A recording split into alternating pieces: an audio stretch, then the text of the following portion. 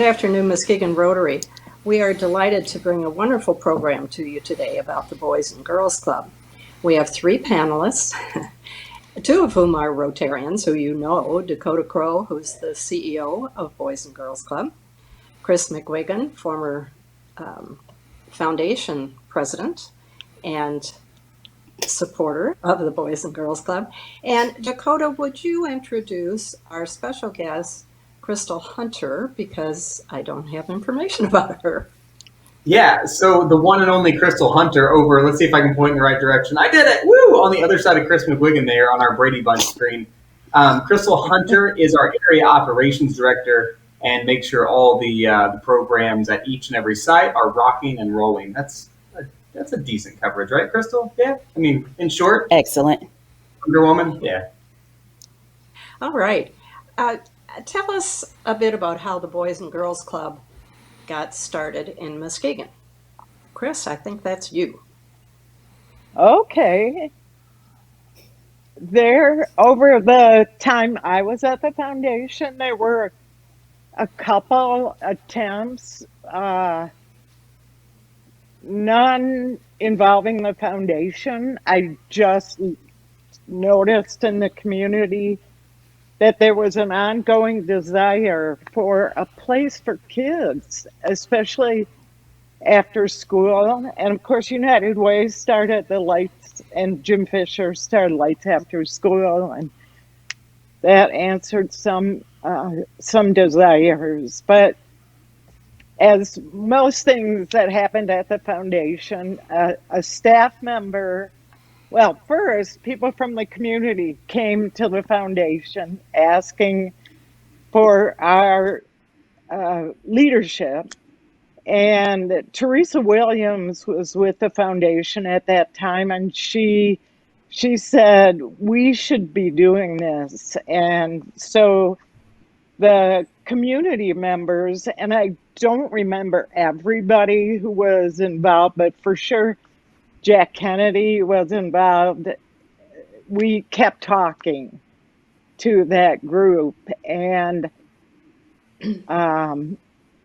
I asked our board to support our making an attempt to look at the Boys and Girls Club, the actual Boys and Girls Club, and they were supportive. John Swanson signed a letter with me asking for our first board.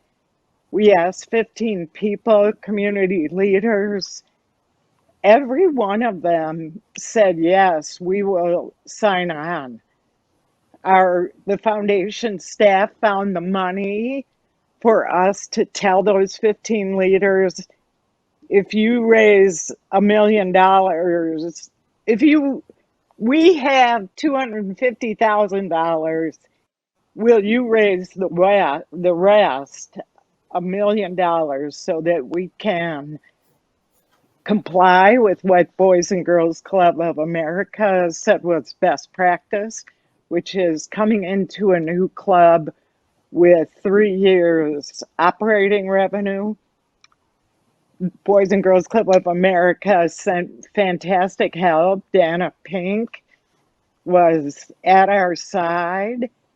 Yeah. And the Holland Boys and Girls Club helped us. The GR Boys and Girls Club helped us. They sent us applicants for the executive director. Dakota Crow was first on their list and ended up first on our list. And in 2015, we took off. That's how it got going. Thank you very much. And Dakota, tell us how the club has grown and evolved in the 6 years since it was started. Yeah, it's been a really beautiful ride, and I think a lot of it stems around a couple different things. You know, Chris hinted on the relationship piece of it, and the founding board and the original board. Yeah, I mean that was a big start of it. The relationships with Boys and Girls Club of America, the other clubs, school districts, other agencies in town. So I mean, there was that piece of it, that there was this foundation for some successful things to happen for kids, really. And that's really where we started day one, with those relationships in the basement of Nelson Elementary School. The school downtown, since it has been closed just recently.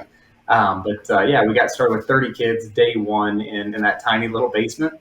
And I remember when I first walked in the basement, it was just pretty much all storage and about a layer of dust on everything, which was pretty cool. Open canvas, so we cleaned it all up in about a 2 month period. Ryan Bennett and Jack Kennedy, I think Lasco, helped kind of pull together some plumbing. I learned how to plumb that day. I'm not very good at it still yet today, but anyway, it was this kind of really neat start. One of the original members, first day, 2 days in, hey, this is real cool, but how long is this going to last? And I think that kind of instilled in me like there was a lot of turnover of programs and a lot of people in and out of our kids' lives, and so we've been we were committed before we got here. My family and I and the board, but I think those kind of messages resounding throughout the years. It's what kind of inspired the ability and desire to move into Muskegon Heights Academy and start that second site back in 2016, and then move to Timberland. We've got a site, 2 sites at Orchard View, both in the middle school and elementary school. Oak Ridge, 2 sites there, middle school and elementary school, and it's been this great partnership with the city of Muskegon, getting to operate the parks programs. Getting to collaborate with others on activities during the evening times and other opportunities. So it started from that kind of day one and evolved into a multi-site organization, and it's been beautiful. I mean, as far as the impact on kids, you hear the grade impact, you hear the truancy impact, but what that kind of equates to the day to day, right? It's like it's a kid running through the membership door here, and like they've got their their spelling tests, and 1 week they come in, it's like 6 out of 10 are right. All right, let's keep going. Let's keep studying. The next week it's 8 out of 10 are right. And then, that third, fourth, final week, it's, 10 out of 10, 100%. And that's kind of the building blocks of where it all starts, right? So, we are starting to see a lot of those successes with our kids, and it's been a really neat ride. Krystle and the team have done such a great job of building the foundation of what it takes to give great opportunities to kids in the out of school time, and getting to partner with multiple school districts and pull that out on the day to day in the out of school time. It's the most fun that you can possibly have, because it's opportunity after opportunity, and we just look to keep doing that. Dakota, that leads us into another question for Krystle. What makes up a successful out of school time program?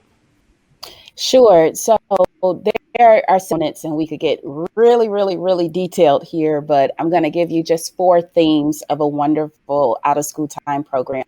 This is that it just has to be safe, right?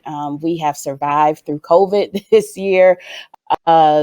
Environmental circumstances, societal and cultural circumstances. So first and foremost, it has to be safe, in a place where kids can feel safe, both physically as well as emotionally. Then it also has to be accessible. Somebody has to find a way to get to these wonderful safe spaces. Intentional programs also makes up the success of after school. Not that babysitters are not wonderful and amazing, but we do more than babysit.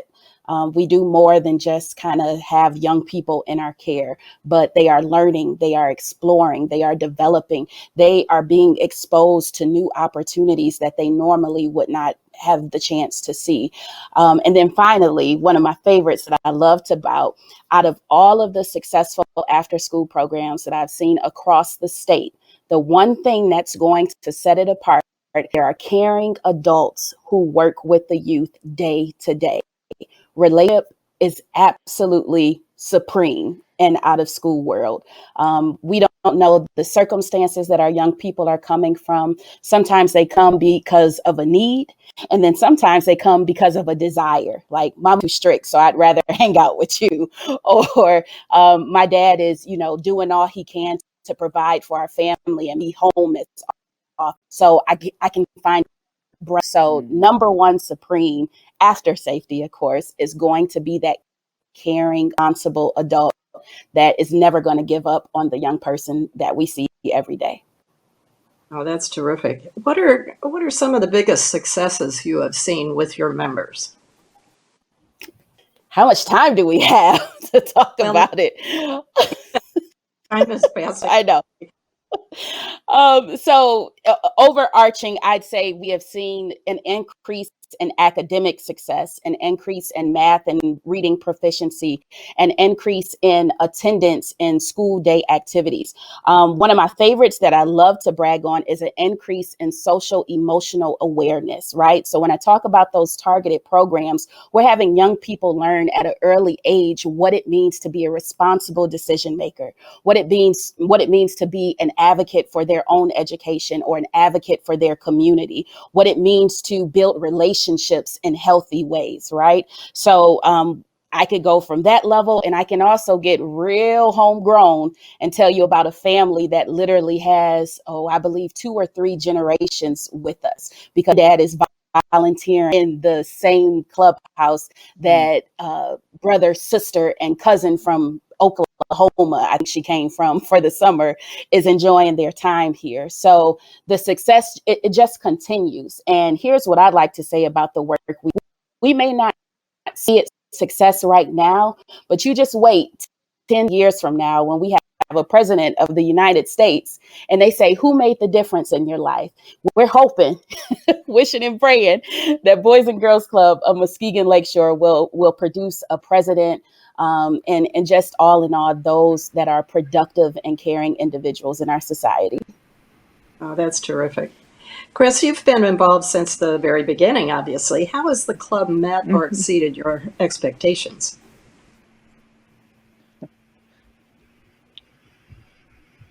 It's We don't have here. well, I'll start with our board. I'll, I'll start with this is in no priority. Our board is better than I can't say I went in with expectations, but looking at the board, there are committed people. I mean, passionate about the Boys and Girls Club and Muskegon. And I won't name names. Every person is unbelievable. Our staff, Dakota Crow, he's a remarkable person. He just is. He's 30 years old and he's been with us 6 years. How many? 5. And so he was 25 when he got this started, and I just have huge trust in him, and he has attracted people like Krystle, like Michaela Taylor, like Deborah Santiago, all these young people who are so smart and so committed. So those are the ways it's exceeded my expectations. There obviously has been a lot of excitement around your new home. I think everybody I've talked to about this thinks this is just a wonderful place for Boys and Girls Club. How will the building continue to serve the community? And just give us a little thought about the new building, Dakota. Yeah, and I think starting with kind of honoring tradition, right? I mean, we can look around the audience. I mean, literally Jack Briggs, Jack was on the original committee back in 1977 or 78, that started the campaign for this building, right? And it served the community incredibly well since 1978. So I think starting by, honoring that legacy and continuing that on and in several different ways, that we have planned, but as far as programmatically, Boys and Girls Club wise, the building is a tool to reach kids, right? Whether it's a site base in a school, whether it's a park site, or whether it's this clubhouse. And, we've been looking for a home for quite some time. And many of you in the crowd were probably part of the feasibility study, or I have caught you at some point and, bent your ear a little bit on some advice. And we're very fortunate to end up here. And I think the kids won very big here by the clubhouse being at the former YMCA building, former Lakeshore Fitness building. So as far as the use to the community piece, our first priority is obviously youth, right? And I can't think of a better place, to give our kids in the out of school time, summer and during the school year, than 5.5 beautiful acres, with an incredible facility, right here on the waterfront, right? With a robust transportation plan so kids can get safely home, where schools can transport to the building, directly after school. So really, this building becomes an incredible tool to serve kids. And when you think about, that tool being used to access opportunities, right? You got the bike path, you got the waterfront.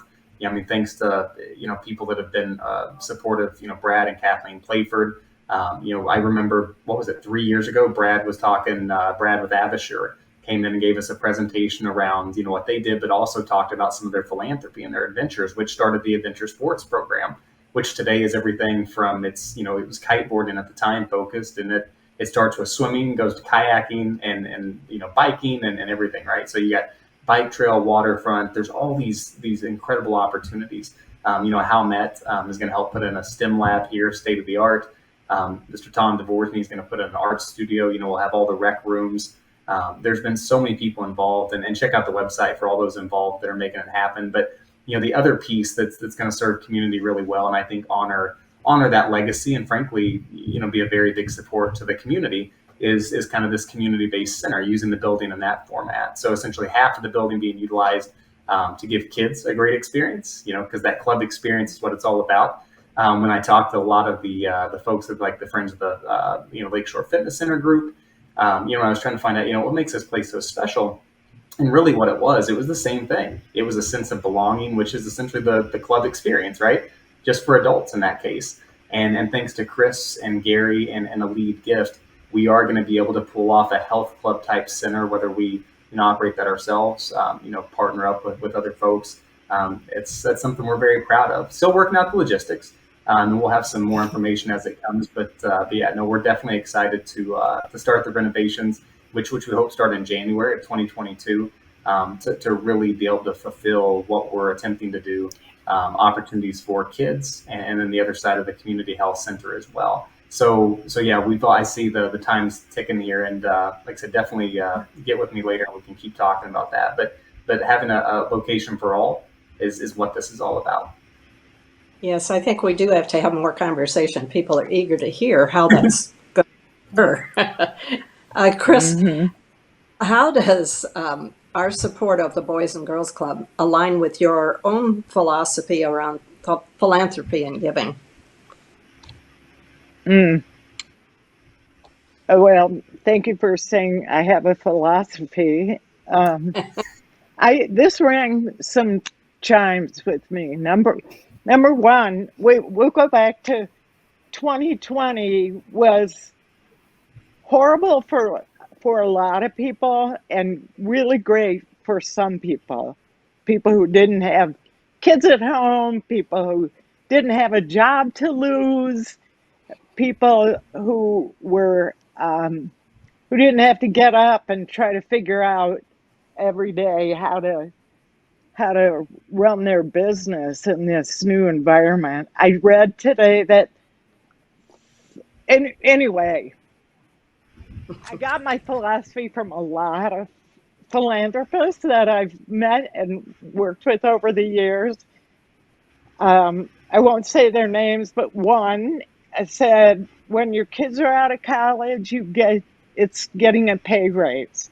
Another who said, American capitalism doesn't work without philanthropy. If you're making all this money, you've got to give it away. And just seeing every day people do things they don't have to do. It's not their job to do. And it's the thing that makes Muskegon great and better every day. So we saw this project. It rang the beautifying the lakefront bell. It rang the giving our kids a home, leveling the playing field for all kids. Every kid can be on the waterfront. And it rang the working with an outstanding organization, Bell, and the health club, Bell. Dakota, tell us how we can become more involved. Yeah, you can start by, like I said, talking to me one-on-one. I'm in the directory. Give me a call, give me an email. We can set that, and obviously getting involved, by donating, which, like I said, contact me and we can talk further about that. Okay, that's perfect. Thank you. Thank you all for being with us today. Lots more to come from Boys and Girls Club.